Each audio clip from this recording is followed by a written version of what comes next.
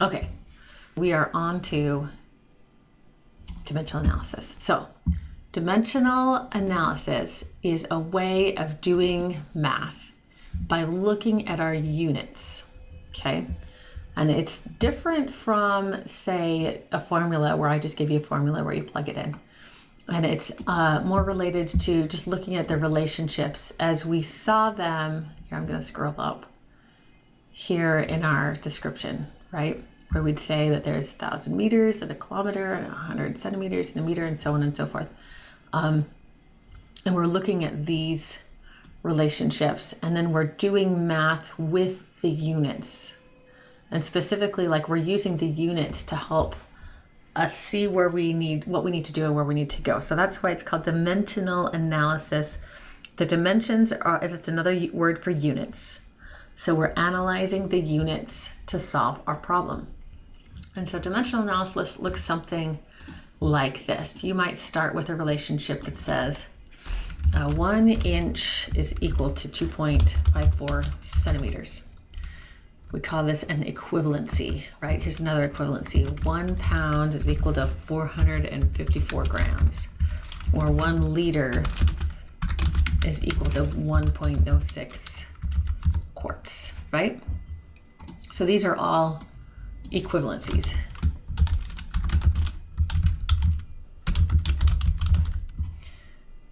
And if you're not familiar with those, then we'll add another one. We'll say that 1 foot is equal to 12 inches, right? Everybody agrees that 1 foot is equal to 12 inches. These are equivalencies. Well, okay, so we know that these relationships exist. Now, I'm going to do a little bit of math with these. Now, just to make sure that we're all on the same page, if I took the number 2 and I divided it by the number 2, that would be equal to what? 1. Everybody knows that. What if it was like 1,000,000? I took 1,000,000, I divided it by 1,000,000. I mean, that's a huge number, right? What am I going to get? I'm going to get 1. Okay, everybody's with me. That's not hard. Okay, so any number, when I divide it by itself, is equal to 1. Excellent. You guys remember this? You've done this before? Okay, so what we're going to do then is we're going to take these equivalencies and we're going to do the same thing. If I take 1 foot and I divide it by 12 inches, yeah, hang on a second. I'll divide both sides here by 12 inches. I'm told I can do this, right? In algebra, they say divide both. If you do the same thing to both sides, then it's still equal, right? Dividing both sides by 12 inches. Then 12 inches divided by 12 inches, because I'm dividing it by the same thing, this is equal to what? It's equal to 1. Because 2 divided by 2 is equal to 1, and 1,000,000 divided by 1,000,000 is equal to 1. So 12 inches divided by 12 inches is equal to 1. Which means that 1 foot divided by 12 inches is equal to 1. Now I can do it the other direction as well. I can say, what if I divided both sides by 1 foot? Whoops. Divide by 1 foot. Divide by 1 foot. And 1 foot divided by 1 foot, because they're the same, that's going to be equal to 1, which means that 12 inches divided by 1 foot is also equal to 1, which should be the case, because if I take the reciprocal of 1, I still get 1. So anyways, from this one equivalency, 1 foot is equal to 12 inches, I get 2 of these, I'm going to call them conversion factors.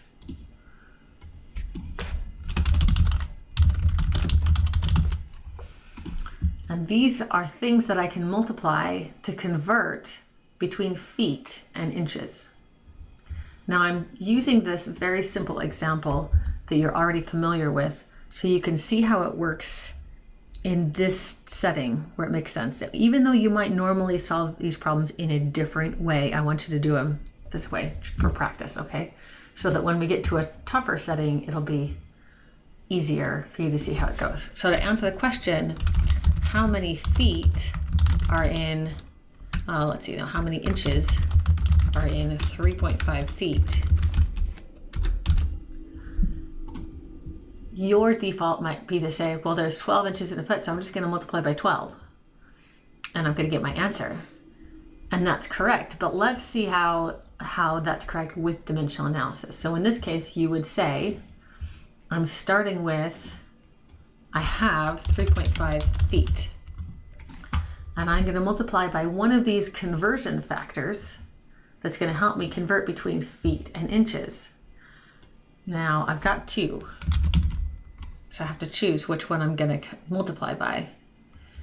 And when whichever one I multiply by, I need to make sure that I'm left with units of inches, and I have got rid of the units of feet. So if I look at this, I'm going to say I need to put the feet on the bottom when I multiply these two, because if I put the foot on the bottom, then the units of feet or foots will cancel, because feet divided by feet equals 1. And then I'm left with the units of inches, which is exactly what I wanted. So I know I did it right. And now now that I've done the math with the units to be sure that I knew what I was doing, I can do the math with the numbers and say 3.5 times 12 is equal to 42 inches. So 3.5 times 12 is equal to 42. And then feet times inches divided by feet is equal to inches. And I have my answer. What do you guys think so far? Yeah, let's do a little bit more. It's just different, but the idea again is to watch those units, okay? Now we've got some extra conversion factors up here. So let's just take it a step further and say, okay, how many centimeters are in a foot? Now to answer this question, we're going to need a equivalency to get a conversion factor that has the units of foot in them, and also one that's got centimeters in them, and some way to get between the two. In this case, I've given you a conversion from feet to inches. You also have a conversion from inches to centimeters. So it'll take us 2 steps, but we can still get there. Okay. All right, so starting here, we can start with the thing we were given. We have 1 foot, 1 feet. All right. And we need a conversion factor that will get us closer to centimeters. And we're going to do the math with the units. That is to say, I don't really want feet as a unit, so I need something that will cancel the feet or the foot, okay? So I'm going to use this one. It has, this one right here. 1 foot is 12 inches. And it could go either way, right? I can choose where I want to put the foot and the inches, which one gets to go on top, which one gets to go on the bottom. And I can multiply this by, should I put the foot on the top or the bottom? What do you think?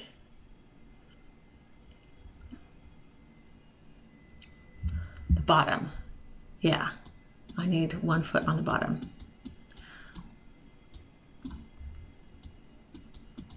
So Jessica says, no, wait, is it 12 over 1? The answer is no, it is not 12 over 1. It is 12 inches over 1 foot. And that might sound crazy, like crazy talk, but no, in this conversion factor, I'm not saying that 1/12 is equal to 1. Okay. As David mentions, he says, I tried to teach this to fellow students in my EMT course and they looked at me like I was high. Yeah, if somebody told me that 1/12 was equal to 1, I would think you were high as well, right? Or in this case, 12 over 1 is equal to 1. It looks like it's saying 12 is equal to 1. It's so confusing.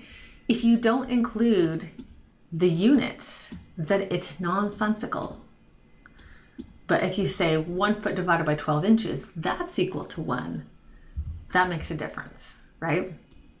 So, so you've got that. All right. So the 12 inches or 1 feet, your feet cancel. Now we're left with foot. And then Jessica notes, next we need to get rid of inches because we don't want inches.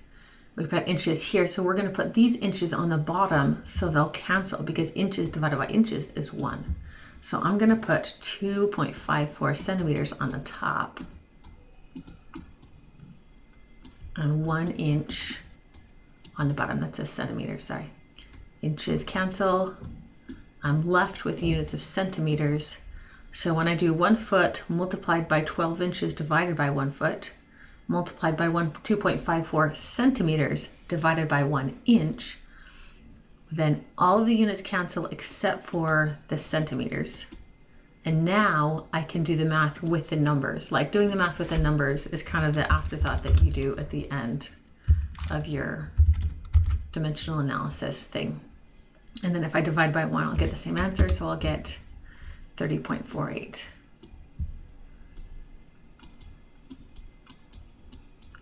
Now this, if you haven't done it before, it's gonna feel really uncomfortable. It's just different, it's just new, and it will probably take at least 2 months for it to, you'll have this clicking moment and you'll go, oh, this is so easy. Why don't we do it all the time with everything? Because it's amazing. But until it gets to that point, I will grant you it is uncomfortable, and I promise you if you keep going, it will make more sense, okay? Now, a couple of questions in the conversation here, just to make sure that we're on the same page. Question, why is there nothing under here in this box? That is a really good question. Sometimes there will be nothing in the box underneath or nothing in the box above. The answer is that this was something that was given to you here in the question. It was not an equivalency, so it doesn't have to have, it's just data that you can plug in wherever you like, right? When I use this guy, it's an equivalency. So the 12 inches is equal to 1 foot. They come together. I can't just choose to use one and not the other. And the same thing with the 1 inch equals 2.54 centimeters. But when I used the 1 foot, it didn't have anything that it was equal to, so I don't have to put anything on the bottom. Okay, that's a really good question. You will not be able to show your work on the test. You'll have it, you can keep it on this scratch paper. And so you can you can tell what problems you got wrong, although it won't tell you what the right answer is when you finish taking the test. But when you finish taking the test, immediately when you hit submit, it'll tell you what you got wrong. You can take a minute to review that then and there. You do have to memorize metric equivalencies.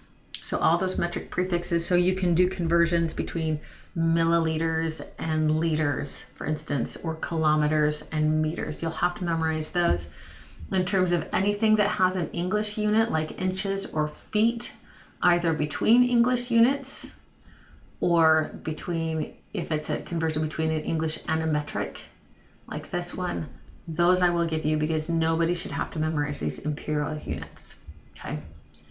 All right. Sylvia says, is there a better way to do it? Well, no, this is the best way to do it, which is why I'm teaching it. But there's another way that might take a little bit more time that might help you as kind of a crutch while you're learning this method, okay?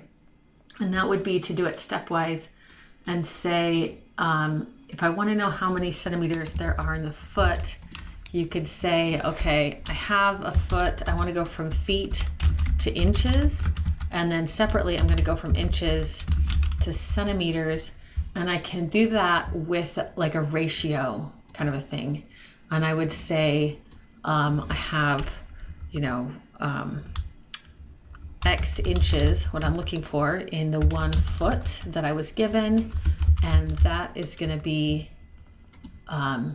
equal to, what I do know is that there's 12 inches in every 1 foot, right? So I set up this little ratio and solve for X to see how many inches that is, right? And so then I can say, oh, okay, X equals 12 inches. Whoops, that's not what I meant. I can say X is equal to 12 inches, And then I can separately do another conversion where I say, all right, well then X centimeters are in the 12 inches that I have, and set that equal to the conversion factor up here. Oh, sorry, 1 inch is 2.54 centimeters. So I've got 2.54 centimeters in every 1 inch. And then again, solve for X.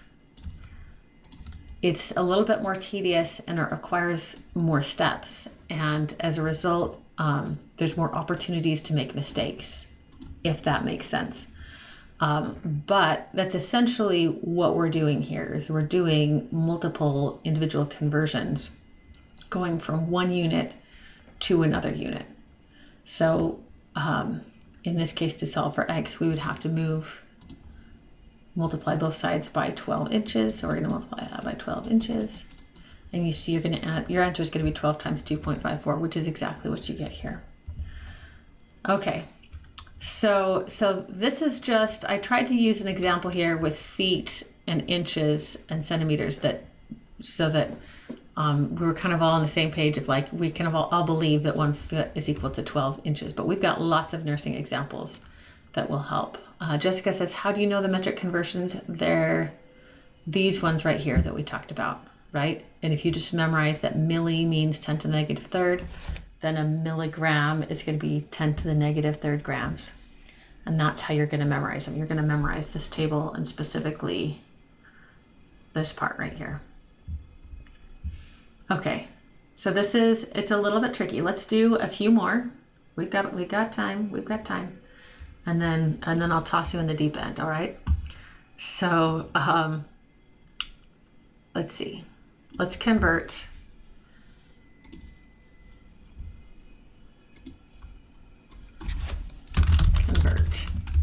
145 pounds to kilograms. Given 1 pound is equal to 454 grams, right? Now this is an important conversion because if you know that you weigh 145 pounds, but the medication that they're giving you is, so many grams per kilogram, then you have to convert to kilograms to figure out how much medicine you're supposed to take, all right? But I gave you a conversion between pounds and grams, and we need to get to kilograms. So this is tricky. I recommend students actually do these problems in a 3-step method, where step 1 is to identify the target units we're looking for. So 3-step method. 1, identify target units. 2, we're going to assemble the workforce. So we're going to list all the data and conversion factors we have to use, and then finally we're going to analyze those dimensions, those units. All right. So my target method for this question, very simple: convert 145 pounds to kilograms. Given this, my target method, my target units are what? What are my target units? Kilograms. Converts to kilograms. Perfect. This is number 1. This is what we are looking for. There's a lot of conversions we could do, but once we get to kilograms, then we know we should stop. Okay. All right. So we're going to list everything we have, and I know I've already listed some of it here, but I'm just going to put it in a list right here. So for 2, I see that I have 145 pounds initially. That's not a conversion factor. It's just what I have. I was given that 1 pound is equal to 454 grams. Okay, excellent. And I know that because I need kilograms, I need a conversion factor that will get me 2 kilograms. All right, so how do I get to kilograms? What conversion factor am I going to use?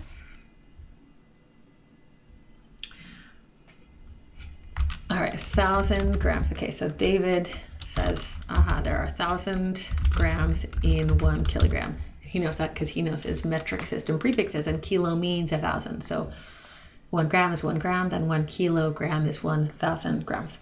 All right. Sarah says, can I just go to kilograms? Like if you know a different conversion factor that you can use, you are welcome to use it. I might not give you the most convenient ones, but if you know, for instance, that 2.2 pounds equals 1 kilogram, then you're welcome to use that to answer the question. But I'm trying to go through a couple of different steps here just as a way to practice what's going on. All right, so first we identified we need kilograms. Second, we listed the data they gave us, and then we found the extra missing piece that they didn't tell us, but we needed to know. And now we're going to assemble these like dominoes almost to knock down those units that we don't want and end with the units that we do want, all right? And there's actually two ways of doing this.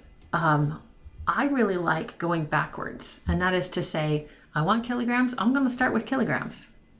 But a lot of students like to go forwards and they're gonna say, I'm gonna start with like the thing I was given and then convert away from that. So you can convert away from pounds and move towards kilograms, or you can just start at kilograms and then start eliminating things until you get back to pounds. It doesn't really matter, you'll get the same answer. Let's start with 145 pounds here. So 145 pounds on top. There's nothing on the bottom. Doesn't need to be because that's not a conversion factor, right? And then what do I need to put here to cancel? Yeah, we'll do both ways. We'll do both ways. If I want to get rid of pounds, right? I'm analyzing the units. I want to get rid of pounds because I don't want pounds on my answer. What am I going to use? What conversion factor am I going to use based on these equivalencies that will get rid of my pounds? Perfect, you guys got it. If I put 454 grams on top and then 1 pound on the bottom, that's me using this second equivalency here, making a conversion factor that puts pounds on the bottom, and pounds divided by pounds will cancel. Beauty. Now I've got units of grams. I don't want grams, I want kilograms. So I need to use one of these equivalencies to make a conversion factor that will cancel my grams and hopefully give me kilograms. And again, you guys have got it. If I put the 1 kilogram on top and the 1,000 grams on the bottom, there we go, then my grams will cancel.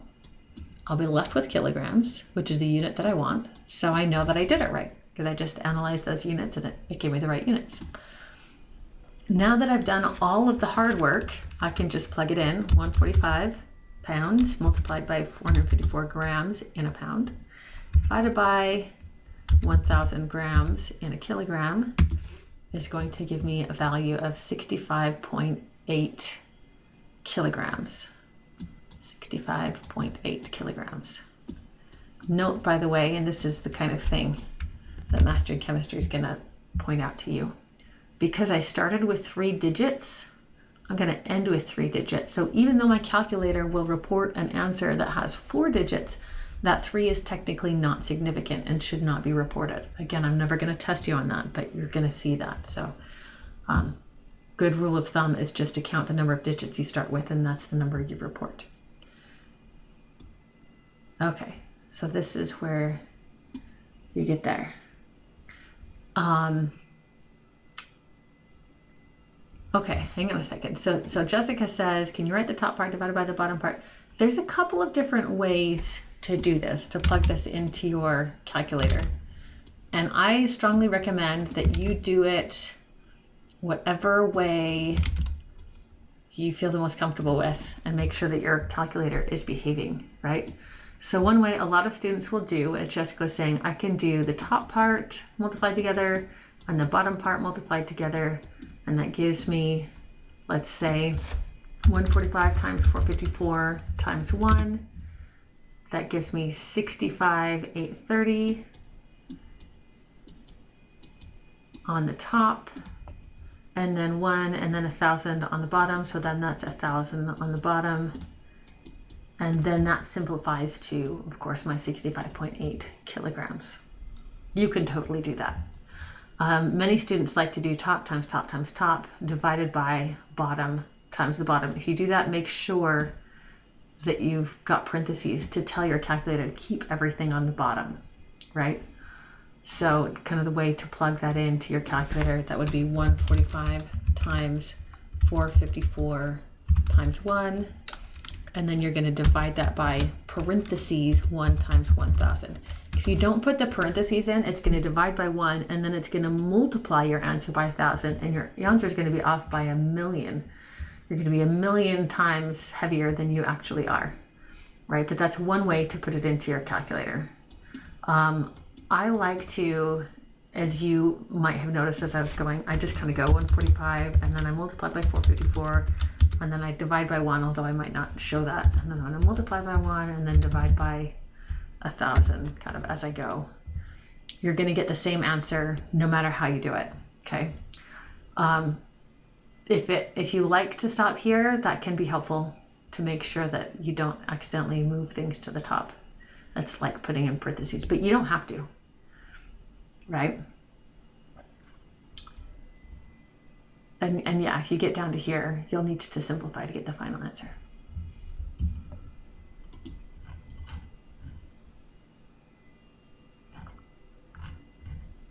Okay.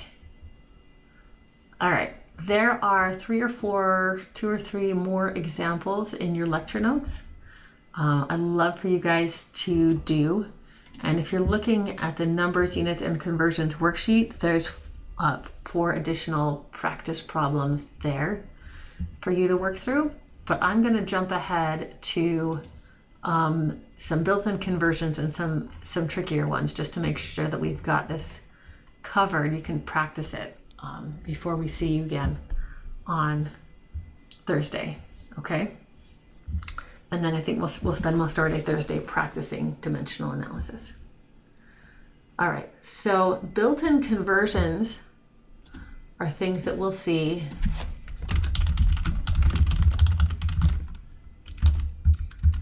when you see something reported as something per something. That per means divided by, and that means they're giving you a conversion factor. And you can use it actually other direction. But an example might be like a speed. If you're going 65 miles per hour, that is essentially saying 65 miles divided by hours, which is another way of saying you've got 65 miles are equal to 1 hour, and therefore you can make a conversion factor that puts the 1 hour on the bottom and the 65 miles on the top.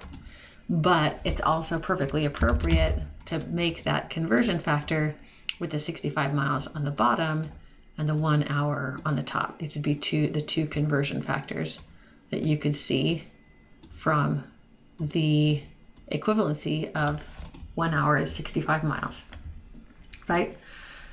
And that way, if you're traveling and you're saying, look, I'm going 65 miles per hour and I traveled for 3 hours, you can see how the dimensional analysis works out really well.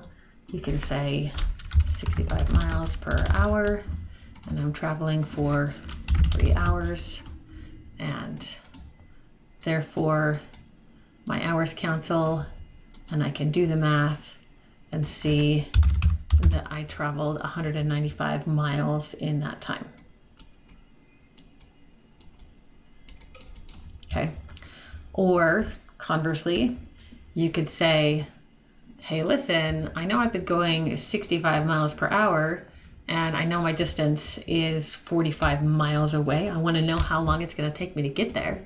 You can start with your 45 miles as your distance and then multiply it by the flipped version of that conversion factor. So that's going to be 1 hour divided by 65 miles. And if you do that, then again, your units of miles will cancel and you can see how many hours it's going to take you. It's only going to take you 0.69 of an hour. That doesn't seem like it's helpful. 0.69 hour. Sounds like I need another conversion factor here to make this make more sense. I'm going to ask myself, if there are 60 minutes in 1 hour, then how long is that? Since it's less than an hour. All right.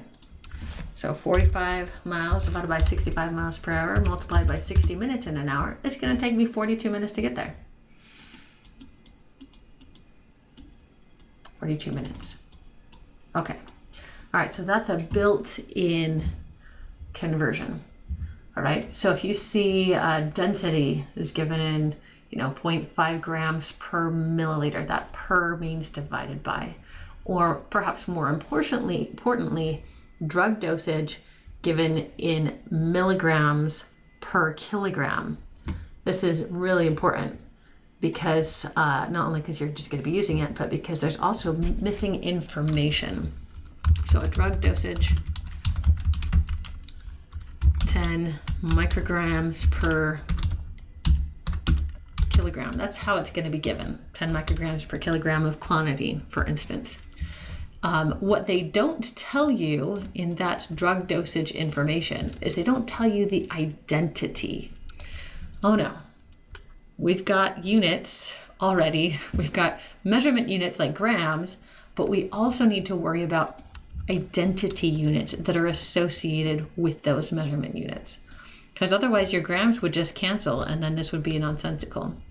So when they give you a drug dosage of 10 micrograms per kilogram, they're telling you it's 10 micrograms of whatever medication they're referring to per kilogram of body mass for the patient that you're dosing, right? So now we've got to start worrying about measurement units of micrograms and identity units of medication and keeping those together so that we don't cancel out the wrong things. But that's something that we'll want to pay attention to. All right, yeah, Jessica, we'll do more examples with metric system for sure. For sure. But first, I need more space. Okay, I'm going to have to move to the right because I've run out of space going down vertical. I'm going to delete this. Okay, so let's give this example here. From the lecture notes, we've got a solution of cough syrup. It contains acetaminophen. Ooh, this is tiny. Can you guys read that? I'll read it. Solution of cough syrup contains 125 milligrams of acetaminophen in every 5 milliliters of solution. So you can see that little per, that divided line. This is a conversion factor, which should kind of jump out at you. And you've got 120 is the number, milligram is the unit, acetaminophen is the identity of that thing. Per 5 milliliters of solution, solution is a different identity. Okay, how many 5 milliliter doses can be taken per day if the acetaminophen intake should not exceed 1,000 milligrams? All right, let's solve this. This actually was a recent change made by the FDA recommending that the daily intake of acetaminophen should be lowered to 1,000. This was like 10 years ago, maybe. We saw a lot of acetaminophen overdoses in the ER, in part because there are a lot of medications which bundle acetaminophen in with them.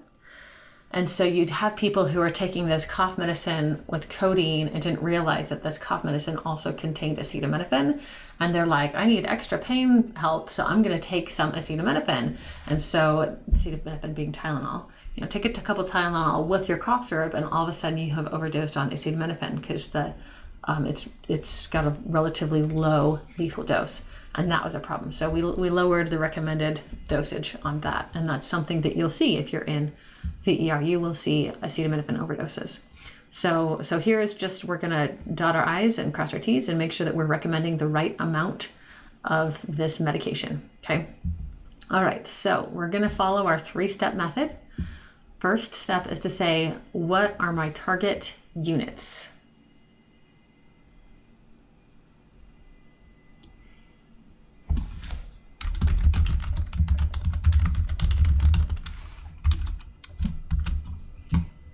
David notes it's renal failure that happens when you do a acetaminophen overdose. Okay. This is tricky. This is it's a word problem, right? Which is why we're pulling out all this information. The target units are not milliliters.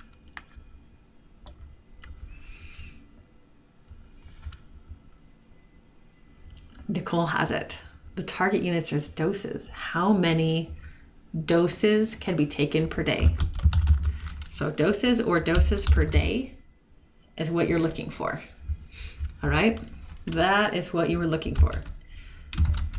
Number 2, the data that we're given does tell us, for instance, as you guys noted, it says how many 5 milliliters dosed per day. It tells you that 1 dose is equal to 5 milliliters, right? What else do we know?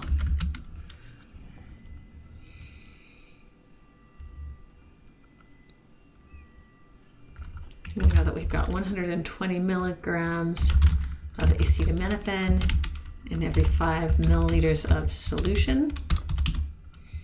You should note that 1 dose is 5 milliliters of solution. All right, what else do we know?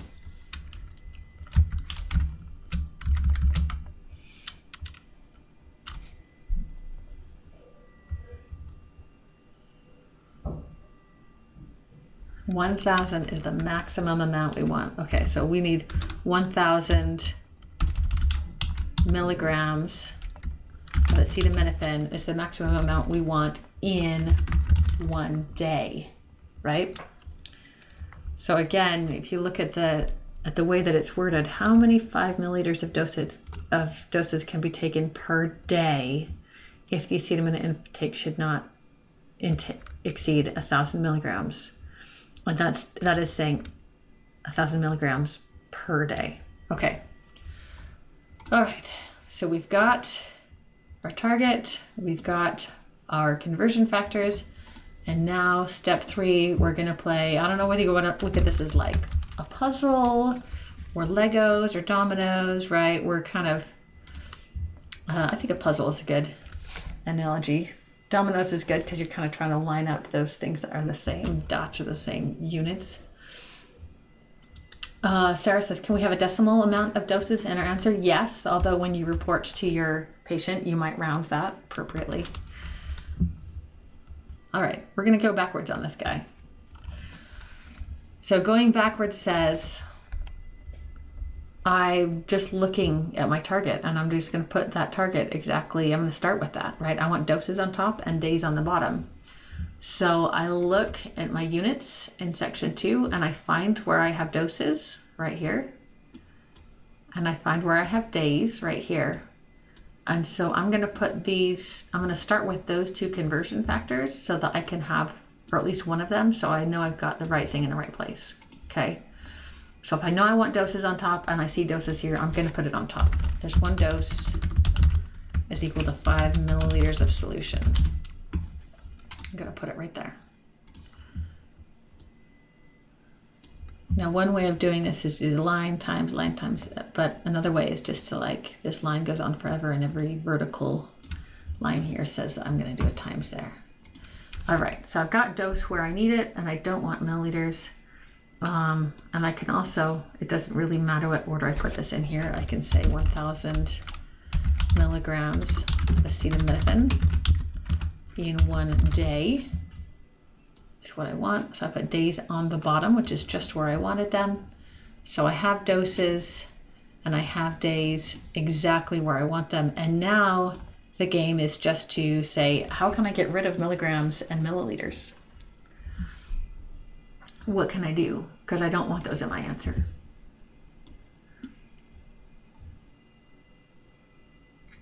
Yeah, okay, you got it. I'm going to use this second one here. 120 milligrams is equal to 5 milliliters.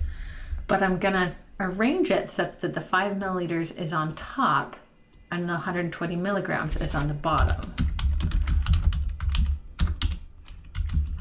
So again, even though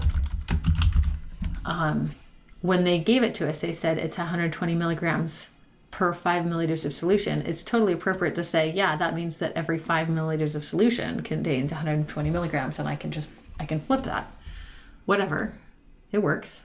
I put it, I get to tell those units where to go. I'm the boss of them, right? Although what happens more often here is that the units are guiding me, right? That's going to sound very hippie-ish. Let the units guide you. They will tell you where to put them, right? Because you'll see milliliters on the bottom, and that's the problem, saying put the milliliters on the top, right? So that they'll cancel. Let them guide you. So milliliters of solution cancel, milligrams of acetaminophen cancels. I'm left with doses divided by days, And Danielle says, does it matter that I listed these in one order, but then I assembled them in a different order? Absolutely not. If you will remember from, I think probably pre-algebra, A times B times C is exactly the same as A times C times B, right? Doesn't matter what order I do it in, I'll have exactly the right answer. So if I wanted, that's why you could do it the same conversion forward and backwards, right? I could have started this conversion factor, this conversion here, by putting the 1,000 milligrams out in front because I wanted the kilograms as my final answer, and then move forward from there. Would not have made any difference whatsoever if I did it this way. I shouldn't have moved that X. This also works.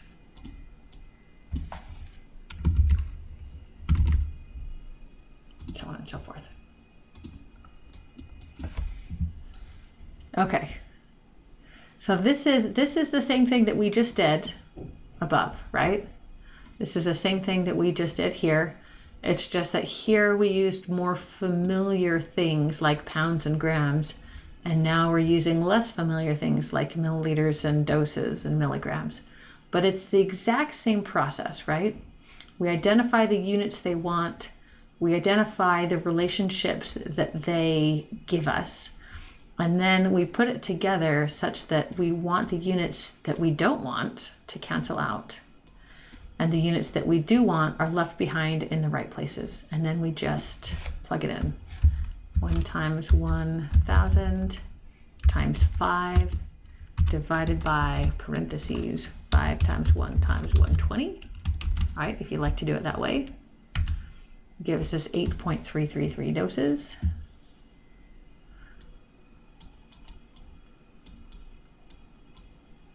And in that case, you would tell the person take 8 doses per day. Actually, you wouldn't take that and tell them that. You would say there's 24 hours in a day. And if you're going to take 8 doses in a 24-hour period, you do the dimensional analysis and say, oh, you could take a dose every 3 hours, right? Or you could say 1 times 1,000 times, sorry, do it the other way. 1 divided by 5 times 1,000 divided by 1 times 5 divided by 120, right? Still gives you the same answer. Doesn't matter what order you put it in. All right, this is tricky, but that's it for today. We will do this. We'll do lots of this on Thursday. It'll just be a big dimensional analysis party, right? We'll see you then. Have a good day, guys.